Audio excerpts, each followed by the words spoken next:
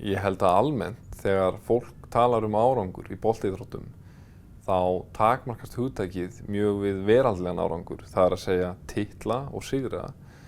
Við reyndar unnum fullt af titlum og við unnum fullt af leikjum. Við vorum til dæmis líka yngsta lið í sögu úrvalsdeilda á Íslandi í boltagreinum.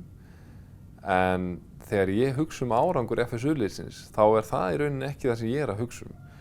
Ég er að hugsa miklu stærri en það. Ég er að hugsa þessi gildi sem var alið á og enn lifa í þeim leikmönnum sem tileinkuðu sér þau. Ég er að hugsa bara sem dæmi að eitt heilt tímabil þá kom ekki einn strákur of seint á æfingu. Heilt tímabil. Og við vorum allir strákar aldrei 16 til 20 ára. Ég hef verið úlingur sjálfur og ég hef fengist úlinga og ef þetta er ekki árangur þá veit ég ekki hvað er að taka þátt í svona svakalega skuldbindingaríku prógrami. Fyrir mér þá árangurinn voru öll verkfærin sem maður labbaði út með, sem nýtast manni á hverjum degi í vinnunni, í samböndum, í samskiptum, í hvernig maður díla við sjálfan sig, hvernig maður lifir lífinu, hvað maður ætlar að gera og allt þetta dót sem er svo margfalt meira virði heldur en einhver dolla.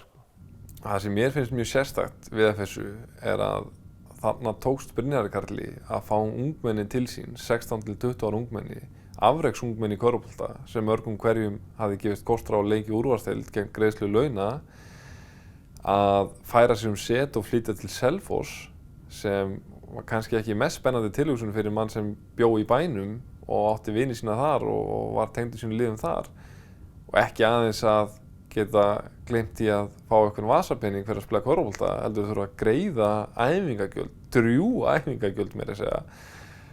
Og það er svolítið fyndið að pæla í því að meðan kannski flest lið er að glíma við fjármagnsvandræði, að hvernig á að redda styrkjum og svo framvegis, þá voru við að ná mjög góðum árangri í körfubolta, í frábærum liðsanda, að sama tíma voru við að styrkja önnur félög, góðgerðarfélög. Ég held að þetta verði seint leikið eftir á Íslandi í körfubolta. Okkur í FSU þá var þetta þannig að standardinn var alltaf á þig sem manneskju. Þá skipti ekki máli það sem þú varst að gera.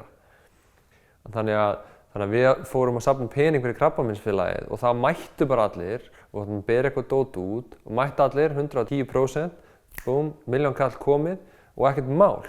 Allar þessar góðu venjur sem skapast til dæmis í FSU, þær eru kannski töluvert meiri fjársjóður heldur en einhverjir titlar. Aðal ávinningurinn sem ég fékk út úr þessu er bara heilt yfir bara öll þau tæki og tól sem ég hef til þess að takast á við lífið.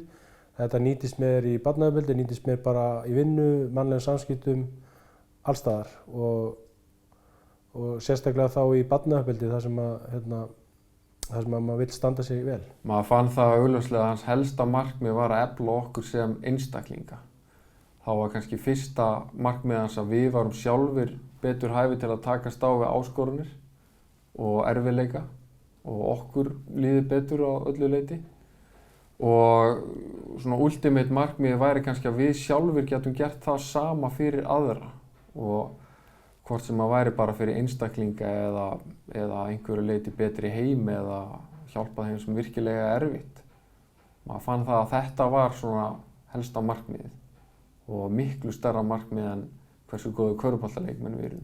Þetta konsept sem FSU snerist þessi gildi, þessi skuldbinding sem lifa enn þann dag í dag hjá leikmönnum sem tileinkuðu sér þetta, það er árangur. Miklu stærri árangur heldur en titlar og sigrar að mínum dómi.